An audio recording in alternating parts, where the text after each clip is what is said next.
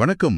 இன்னைக்கு நாம ஆழமா பார்க்க போற ஒரு விஷயம், நீங்க எங்க கூட பகிர்ந்துகிட்ட ஓஷோவோட தம்மபதம் சொற்பொழிவு தொடர். ஆமா.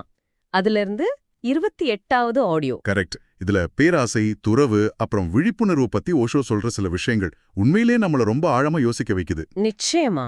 இத கொஞ்சம் அலசி பார்க்கலாம். இதுல முதல் கேள்வியே நம்ம எல்லாருக்குமே இருக்கிற ஒரு பெரிய குழப்பம்தான். ஒருத்தர் கேக்குறாரு, சொல்லுங்க. பேராசையோட பாதை முழுக்க பொறாம, வெறுப்பு, பயம்னு எனக்கு நல்லாவே தெரியுது. என் வாழ்க்கையிலே அனுபவிச்சிருக்கேன். ஆனா தெரிஞ்சும் ஏன் மனசு திரும்ப திரும்ப அந்த லாபம் நோக்க விடாம புடிச்சுக்கிட்டு இருக்கு?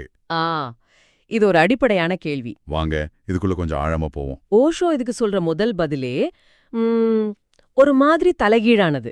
அப்படியா? ஆமா. அவர் என்ன சொல்றாருன்னா, பேராசையால எனக்கு நஷ்டம் வருது, கஷ்டம் வருது, அதனால நான் அதை விட்டுடுறேன்னு நீங்க நினைச்சா வருதுன்னு உணர்ந்து அதிலிருந்து விலகிறது கூட பேராசையோட ஒரு வடிவம் தானா? அருமையான கேள்வி. ஏன்னா லாபம் நஷ்டம்னு கணக்கு போடுறதே பேராசையோட மொழிதான். நீங்க பேராசையிலிருந்து வெளியே வரல, நஷ்டத்திலிருந்து தப்பிக்க பாக்குறீங்க. ஓ, அப்போ கோபம் விளையாட்டு மேலதான், விளையாடுற ஆசை மேல இல்ல. கரெக்ட். இங்கதான் ஓஷோ ஒரு முக்கியமான வித்தியாசத்தை சுட்டி காட்டுறார். ஒரு விஷயத்தோட தோல்வியை உணர்ந்து விலகிறதுக்கும் அதோட பயனற்ற தன்மைய, அதாவது ஃபியூட்டிலிட்டி, அதை உணர்ந்து விலகிறதுக்கும் பெரிய வித்தியாசம் இருக்கு. புரியுது. தோத்துட்டதால விலகும்போது உங்க பேராசை சும்மா இருக்காது. இருக்கவே இருக்காது. அது உடனே வேறொரு களத்தை தேடிடும். ஓ, இப்ப புரியுது. உலக விஷயங்கள்ல ஜெயிக்க முடியாதப்போ நம்ம மனசு ஆன்மீகத்தோ ஒரு புது விளையாட்டுக்களமா மாத்திக்குது. அதேதான். இந்த உலகமே மாயேன்னு சொல்லிட்டு ஸ்வர்க்கத்துல புண்ணியத்தை பேங்க் பேலன்ஸ் மாதிரி சேர்க்க ஆரம்பிச்சிடுறோம். மிக சரியா சொன்னீங்க. இத விளக்கத்தான் ஓஷோ அந்த ஜெயின் துறவி உதாரணத்தை சொல்றார். ஆமா ஆமா. அந்த துறவி நிலையற்ற செல்வத்தை விட்டுட்டு நிலையான செல்வத்தை தேடி போறேன்னு சொல்றார். இது கேட்க நல்லா தானே இருக்கு. ஆனா ஓஷோ சொல்றார், இது ஒரு துறவியோட மொழி இல்ல, இது ஒரு கடைக்காரனோட மொழி. பிசினஸ் மொழி மாதிரி. ஆமா, இங்க கலந்தா மாறி இருக்கு. பேராசை அப்படியே தான் இருக்கு. இது ரொம்ப ஆழமான பார்வை. அப்போ பேராசையோட உண்மையான குணம் என்ன? அது கெட்டது, விஷத்தன்மை வாய்ந்ததுன்னு நம்ம நினைக்கிறோம். ஆனா ஓஷோ அதை விட அதிர்ச்சியான ஒரு விஷயத்த சொல்றாரு இல்லையா? ஆமா, இதுதான் இந்த உரையாடலோட மையப்புள்ளினே சொல்லலாம். ஓஷோ சொல்றார், பேராசை உங்களுக்கு விஷத்தை கூட கொடுப்பதில்லை. என்னது? அது வெறும் கனவுகளை மட்டும்தான் தருகிறது. இது ஒரு பயங்கரமான கருத்து. ஏன்னா விஷமாவது ஒரு திடப்பொருள். சமுத்திரமந்தனம் கதையில விஷம் வந்ததால தான் அமிர்தமும் வர முடிஞ்சது. ஆனா பேராசைக்கிட்ட இருந்து ஒண்ணுமே வராது. அப்போ பேராசை தீமையானது கூட இல்ல, அது வெறுமையானதுன்னு சொல்றாரா? அதேதான். ஓஷோ இங்க நபும்சக் அப்படின்னு ஒரு மிக ஆழமான வார்த்தையை பயன்படுத்துறார். அதுக்கு என்ன அர்த்தம்? அதுக்கு நேரடி அர்த்தம் வீரியமற்றது அல்லது எதையும் உருவாக்க இயலாததுன்னு சொல்லலாம். அதாவது அதால நல்லதையோ கெட்டதையோ ஏன் விஷத்தை கூட உருவாக்க முடியாது. அது ஒரு வெற்று கனவு. ஓ, இந்த முழுமையான பயனற்ற தன்மையை நாம உணரும்போதுதான் பேராசை தானா உடைஞ்சு போகும். அது கெட்டதுன்னு நாம 100 தடவை சொன்னா உடையாது. இந்த நரிக்கதை உதாரணம் இங்க கச்சிதமா பொருந்துது. ஆமா. எட்டாவது திராட்சையை பார்த்துட்டு நரியோட ஈகோ அது புளிக்குதுன்னு ஒரு காரணத்தை சொல்லுது. அது மாதிரி தான் உலகத்துல ஜெயிக்க முடியாதவன் உலகமே விஷம்னு சொல்றான். சரிதான். ஆனா ஒரு சந்தேகம், சில விஷயங்கள் உண்மையிலே நமக்கு தீங்கானவைன்னு உணர்ந்து விலகிறதுக்கும் இப்படி ஈகோல விலகிறதுக்கும் உள்ள வித்தியாசத்தை நாம எப்படி தெரிஞ்சுக்கிறது? மிக முக்கியமான கேள்வி. இதுதான் விழிப்புணர்வுக்கும் ஈகோவின் எதிர்வினைக்கும் உள்ள வேறுபாடு. ஈகோ என்ன பண்ணும்?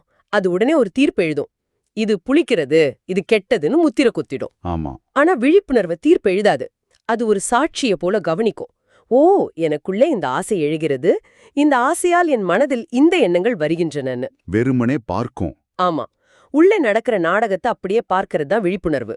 அப்போ ஓஷோ சொல்ற தீர்வு, பேராசையோட சண்டை போடாத, அதை விட்டு ஓடாத, சும்மா அது என்ன பண்ணுதுன்னு வேடிக்கை பாரு, அப்படிதானே? ஆமா, பேராசைய ஒரு எதிரியா பார்க்காம ஒரு ஆய்வு பொருளா பாருங்க என்கிறார். அத வெறுமனே விழித்திருந்து பாருங்கள். அந்த விளக்கு ஓமை கேட்க ரொம்ப நல்லா இருக்கு. இருட்ட வெளியே தூக்கி எரிய முடியாது, விளக்கு ஏத்துனா போதும், இருட்டு தானா போயிடும்னு சொல்றாரு. ஆமா, விழிப்புணர்வு தான் அந்த விளக்கு. ஆனா நடைமுறையில அந்த விழிப்புணர்வுங்கிற விளக்க ஏத்துறது தானே மிகப்பெரிய சவாலா இருக்கு. அதை எப்படி செய்யறதுன்னு ஓஷோ ஏதாவது வழி சொல்றாரா? அந்த விளக்கை ஏற்ற முயற்சிப்பதே முதல் படி என்கிறார். நீங்க கவனிக்க ஆரம்பிக்கும்போது 1000 தடவை தோத்து போவீங்க, மனசு வேறெங்கயோ ஓடும். பரவாயில்ல, திரும்பவும் கவனிக்க முயற்சி பண்ணுங்க. இந்த தொடர் முயற்சி தான் அந்த விளக்கோட திரிய தூண்டி விடுறது மாதிரி. ஓகே. இதுக்கு நேர்மாறானதுதான் துரத்தல். நான் துறக்கிறேன்னு சொல்றதே ஒரு நுட்பமான ஈகோவின் கணக்கு தான். எப்படின்னா? நான் 10 நாள் விரதம் இருந்தேன், இத்தனை ஜெபம் செஞ்சேன்னு ஒரு டைரியில கணக்கு வச்சுக்கிற மாதிரி. நான் இவ்ளோ தியாகம் செஞ்சிருக்கேன், எனக்கு சொர்க்கத்துல ஒரு நல்ல இடம் கிடைக்கணும்னு கேக்குற மனநிலை அது. ஆஹா, ஆன்மீகத்திலயும் ஒரு ஸ்கோர் கார்டு வச்சுக்கிறது இன்னொரு பொறிதான். இது பலருடைய நம்பிக்கையை உழுக்குமே. உண்மைதான். இத விளக்கத்தான் புத்தர் மற்றும் பிச்சைக்கார உதாரணத்தை சொல்றார். சொல்லுங்க. 2 பேருமே பிச்சை தான் எடுக்கறாங்க. ஆனா ஒருத்தன் அரியணை ஏற முயற்சி பண்ணிட்டு இருக்கான். சரி. இன்னொருத்தரும் அந்த அரியணையோட பயனற்ற தன்மைய பார்த்துட்டு அதிலிருந்து இறங்கி வந்தவர். 2 பேரும் ஒரே படிக்கட்டுல நின்னாலும் ஒருத்தர் ஏறுறார், ஒருத்தர் இறங்குறார். அவங்க உள்நிலை முற்றிலும் வேற. கரெக்ட். செயல் ஒன்னா தெரியலாம், ஆனா விழிப்புணர்வு நிலை நேரெதிர் துருவங்கள்ல இருக்கு. சரி, பேராசையோட பயனற்ற தன்மைய பார்த்து அதிலிருந்து விலக விழிப்புணர்வு தான் வழின்னு பார்த்தோம். ஆனா நம்மில் பலர் இந்த விழிப்புணர்வுங்கிற கஷ்டமான பாதைக்கு பதிலா நம்பிக்கைங்கிற ஒரு சுலபமான வழியை தேர்ந்தெடுக்கிறோம் இல்லையா? ஆமா. அடுத்த கேள்வி அத பத்தி தான். அது ஏன் நமக்கு அவ்வளோ ஈர்ப்பா இருக்கு? ஓஷோ என்ன சொல்றார்னா, தேடலோட கடினமான நிச்சயமற்ற பாதைய தவிர்க்கிறதுக்கு நாம பயன்படுத்துற ஒரு தந்திரம் தான் நம்பிக்கை. ஒரு தந்திரமா? ஆமா. எந்த நம்பிக்கையும் இல்லாம, எந்த ஒரு முடிவும் இல்லாம, அதாவது நிர்தாரணா, அப்படி நிக்கிறதுக்கு மிகப்பெரிய துணிச்சல் வேணும். அது எந்த ஆதாரமும் இல்லாம ஒரு பரந்த சூன்யத்துல அந்தரத்துல நிக்கிற மாதிரி.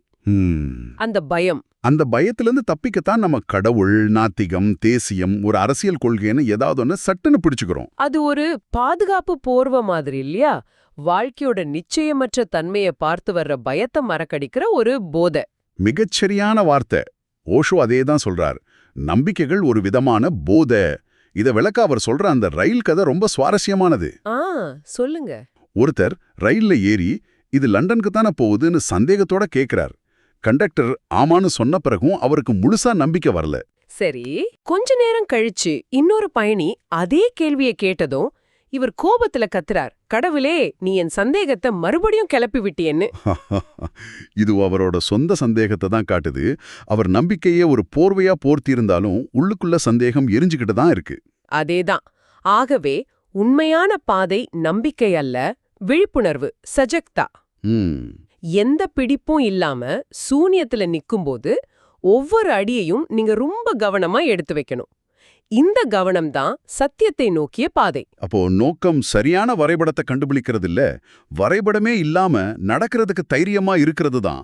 இது நாம யோசிக்கிற விதத்தையே மாத்திர ஒரு கருத்து. ஆமா, அந்த தைரியம் வந்தா கூட நம்ம மனசு சில விசித்திரமான விளையாட்டுகளை விளையாடும். அதுதான் இந்த உரையாடல்ல கடைசியா வர கேள்விக்கு நம்மள கூட்டிட்டு போகுது. ஆமா, இது ரொம்ப தனிப்பட்ட ஆனா நம்ம எல்லாருக்கும் பொருந்துற ஒரு கேள்வி. சொல்லுங்க. ஒரு சீடர் கேக்குறார், நான் உங்கள் அருகில் இருக்கும்போது சில சமயங்கள்ல உங்களை விட்ட ரொம்ப தூரமா விலகி செல்ற மாதிரி ஏன் உணர்றேன்? இது குரு சீடர் உறவு மட்டும் இல்ல, நம்ம நேசிக்கிறவங்க கூட இருக்கும்போது கூட மனசு எங்கேயோ அலைப்பாயும் இல்லையா? நிச்சயமா. ஏன் நம்ம மனசு இப்படி பண்ணுது? இதுக்கு ஓஷோ சொல்ற காரணம் மனசோட அடிப்படை குணமே அதுதான். மனசு ஒரு வேட்டைக்காரன். அதுக்கு கிடைக்காத ஒரு விஷயத்தை துரத்துறதுல தான் ஆர்வம் அதிகம். ஆமா. ஒரு விஷயம் கிடைச்சதும் அது மேல இருக்கிற ஆர்வம் குறைஞ்சு அடுத்த இலக்க தேடி ஓட ஆரம்பிச்சிடும். மனம் எப்போதுமே எதிர்காலத்துல தான் வாழுது, நிகழ்காலத்துல இல்ல. நாம விரும்புறதுல இருக்கிற சந்தோஷம் வச்சிருக்கிறதுல இல்லைன்னு சொல்ற மாதிரி. இது மனுஷனோட திருப்தியின்மைக்கு ஒரு பெரிய காரணமா இருக்கலாம். கரெக்ட். ஒரு வருஷம் கஷ்டப்பட்டு ஒரு ப்ரமோஷனுக்காக உழைப்போம்.